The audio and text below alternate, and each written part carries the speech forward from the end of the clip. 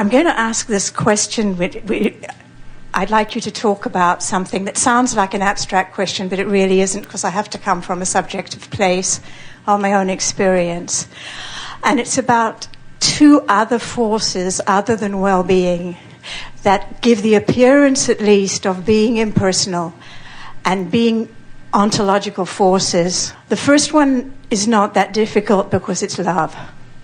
And it's close enough to well-being. And I'm not talking about the kind of love that comes in relationship or in desire. I'm talking about a love that comes through us, that I experienced in my work, especially in the beginning years when I was more judgmental about the people I worked with, when I had more sort of experience with them. There would be people that would come to me as clients that, frankly, I would dread their coming. I go, oh God, this one's coming today. Okay, brace myself. But the moment I laid my hands on them, this enormous flood of affection comes through.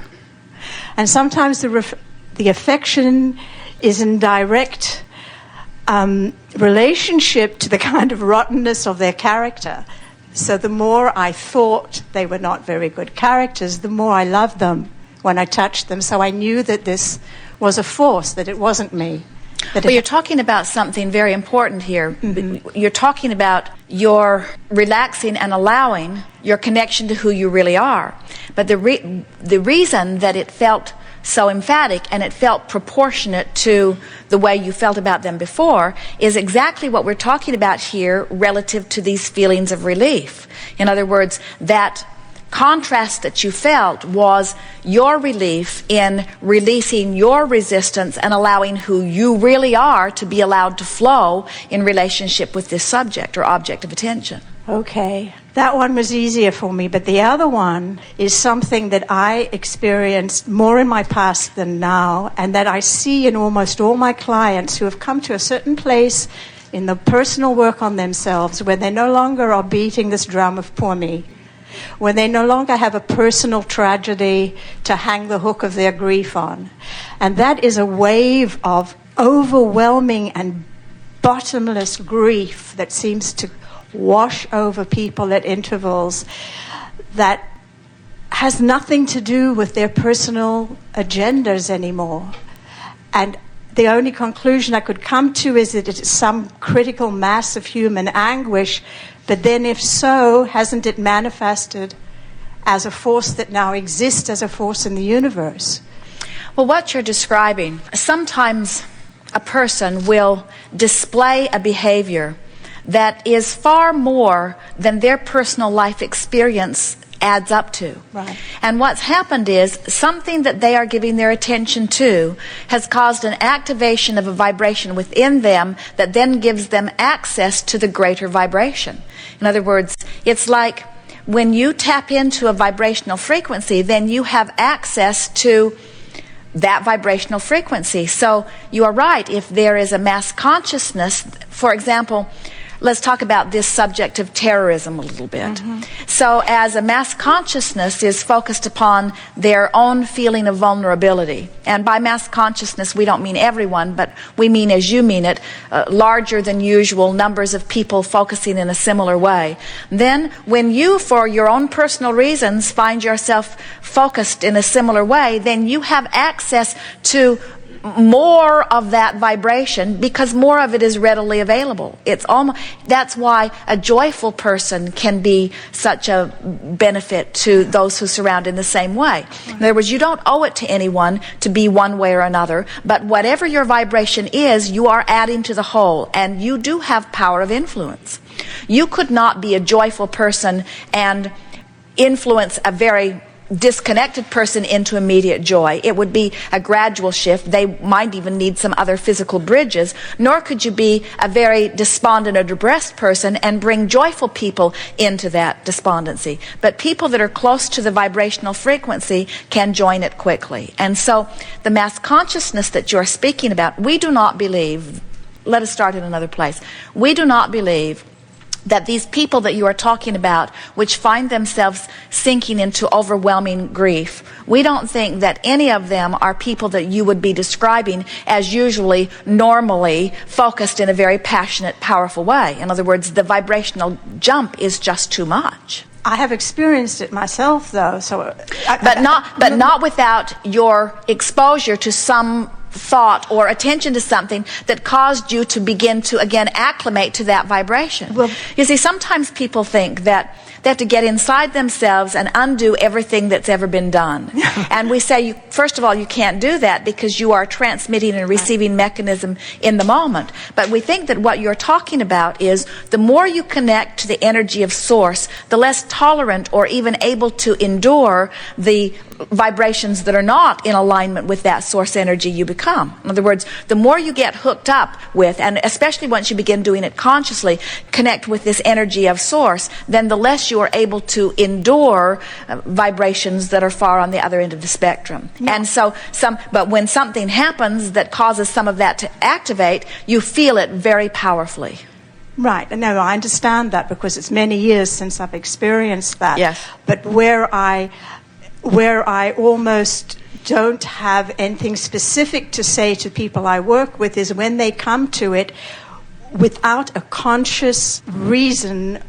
What I always say to them, you don't have a hook to hang your grief on, so it just seems to be this abstract force, this wave. All right, now let's talk about what you're getting at here, because you mentioned their former life when they had more things that were really problems. Exactly. So when you're living something that you really don't want to live, the benefit of that contrast is that in the middle of knowing clearly what you don't want is born clarity about what you do want, which is the hook to hang on that you're talking about. Yeah, exactly. But when it washes over you as a result of lack of focus or lack of determination, then it's a little bit harder to distinguish. Is that what you mean? Well, it doesn't seem to happen to people when they're in a place of lack of focus, because the people with whom I've experienced it are people who've done a great deal of work already on themselves, who have a certain centeredness already, who have a certain wisdom already.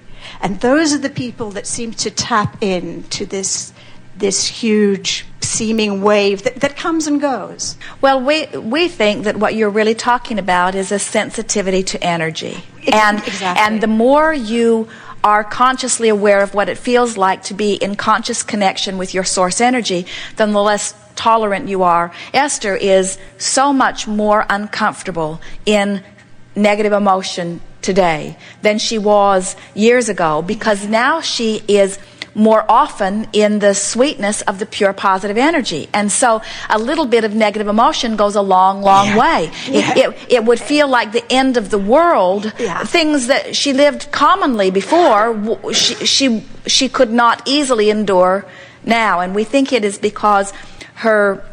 Let's talk about these set points. Now, so imagine this emotional scale, and imagine empowerment and freedom at one end and disempowerment and bondage at the other end. And this empowerment and freedom is who you really are. That's full allowing of your connection. And this feeling of depression and bondage and powerlessness and fear is at the other end.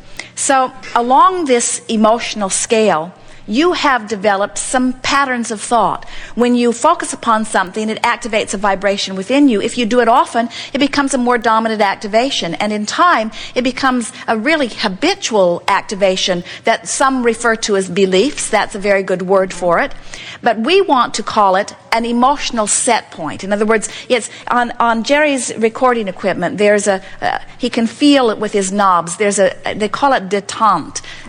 There is some confusion about how it's actually pronounced, but it's about that. And as you move through it, you can feel the little groove where it fits. And over time, with a myriad of subjects, you get these set points, these grooves where it's just a sort of more natural place for you to settle in. And so people settle into these grooves on this emotional scale without even knowing they're doing it, because they didn't get there by paying attention to the way they feel. They got there by not paying attention to the way they feel. They got there by watching television, by watching trends, by listening to neighbors, or by living with people. And so they've developed these patterns of thought. Well, then other things happen, like an influence from, you talked about your daughter influencing you to another train of thought, or you could form a relationship with someone or go to work with someone, or something could happen to the trade center in New York. In other words, all kinds of things happen in your environment which cause you to then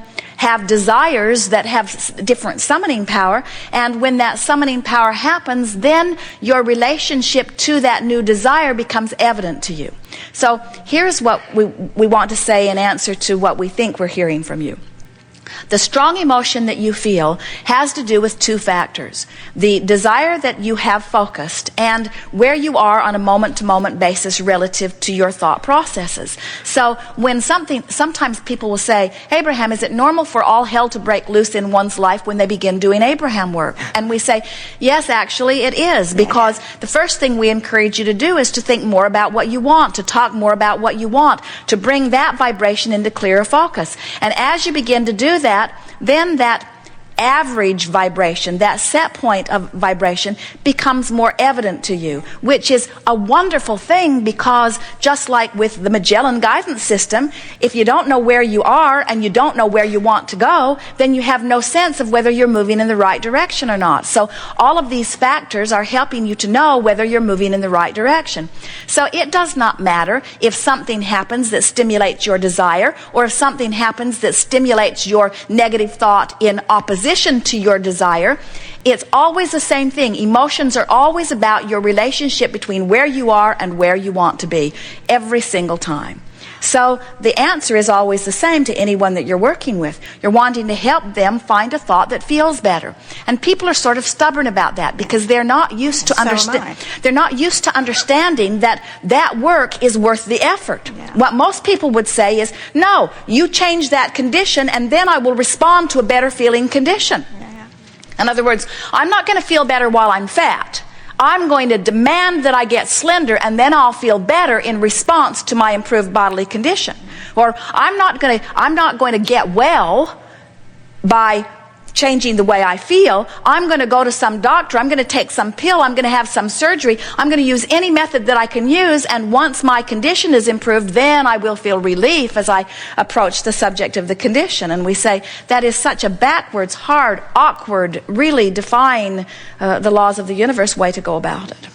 So as a teacher, as you say to yourself about anyone that you're dealing with, anybody who's feeling this emotion, especially this strong emotion that you're talking about, they've got some powerful resistance about something that matters to them. It is not some nebulous thing. They're not picking it up from the soup of the universe.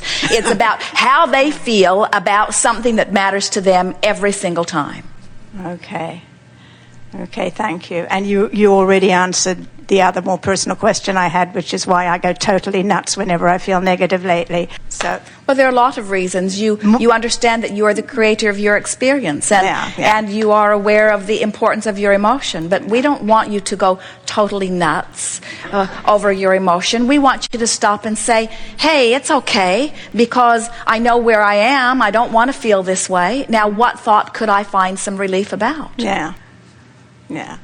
No, but I've always been mercurial, but lately it's like I get so pissed if I don't feel good. But you have already answered that, so thank you. Good enough. Right here and then here. Yes. Well, as you've said, you've answered a lot of the questions I came with before I've come to the hot seat. I have spent a lot of time since I've studied you watching my thoughts, and I'm getting to the point where I can see the thought that set me off and try to put myself back, and it's not always easy. Now, let's put this in the easier frame of reference. So I found a thought that has set me back, or I found a thought and then I go back and fix it. And we say, we would rather that you just say, from where I am, I'm just choosing something that feels better. In other words, you don't have to go back and fix anything. Just from where you are, reach for more relief now. Okay. Well, I guess in trying to discover why I feel bad, just so that I can at least have some But you see, this is the control thing. over it. This will make you nuts. Because rather than trying to figure out why you feel bad, instead it is so much cleaner and faster to just acknowledge that you do feel bad and that you don't want to. In other words, you don't have to figure out why you feel bad. You just have to reach for thoughts that feel less bad. The reason you feel bad is because you're thinking a thought that's full of resistance. The reason you feel bad, we can give you the answer to this. Everyone write this down. The reason you feel bad is because you are thinking a thought that is contrary to what your inner being knows to be.